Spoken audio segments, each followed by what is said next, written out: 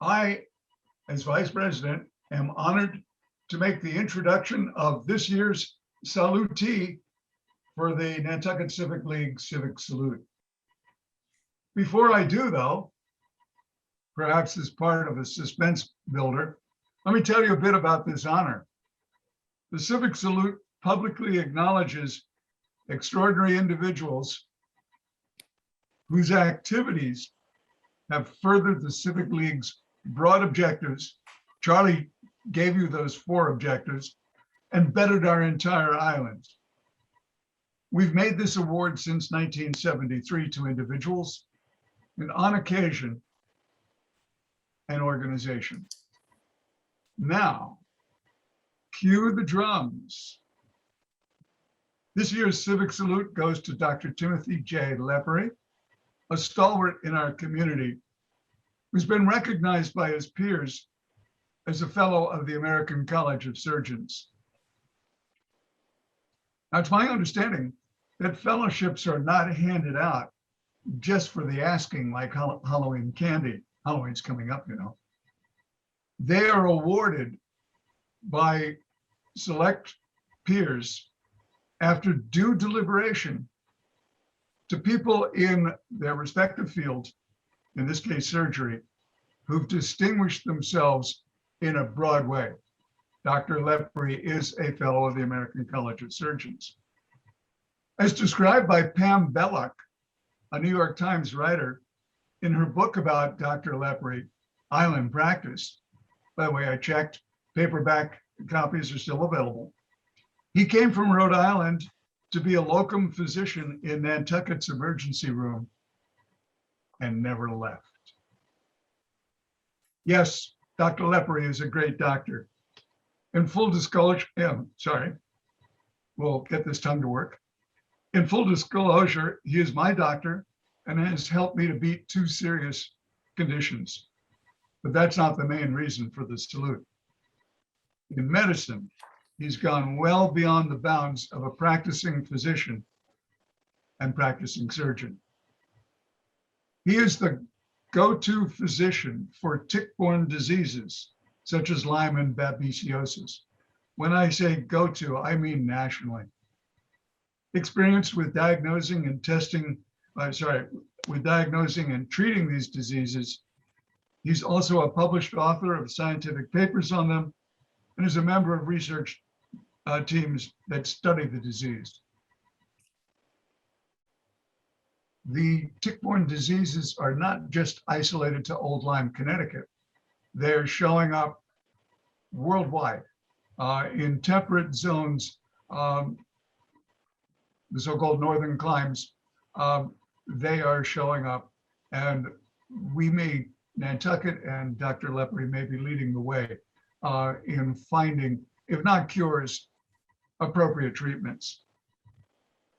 Don't know whether you know this, his office hours are Monday through Thursday. No, Friday is not a day off. It is the time when he can devote, amongst other things, to his opioid addiction clinic. Each week, our local paper, the Inquirer and Mirror, has an advertisement for Addiction Solutions of Nantucket, which is Dr. Lepore's clinic for those addicted to opioids. Those are both controlled and non-controlled drugs, some of which you can get on prescription, some of which are sold illicitly. But he believes in treatment over punishment. He's not out to control addiction by stern measures. He's out to help these people. By the way, it's not just medicine for which we're recognizing Dr. Lepore. He's contributed in, looking at my notes and trying to make sense of them. He's contributed more than medically in terms of community service. He aids the community and its children as a longtime member of the school committee and now its chair. The salute gives voice to our appreciation for this and his many contributions to Nantucket. He will receive a permanent award plaque memorializing his contributions to our community. Since this is a virtual meeting, we cannot really give him a standing ovation. If I stand, you get to look at my belt buckle.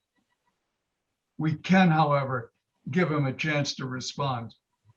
Dr. Lepore, the floor is yours. Well, I'd like to thank the Civic League for this honor. I came to Nantucket because I wanted to participate in the community.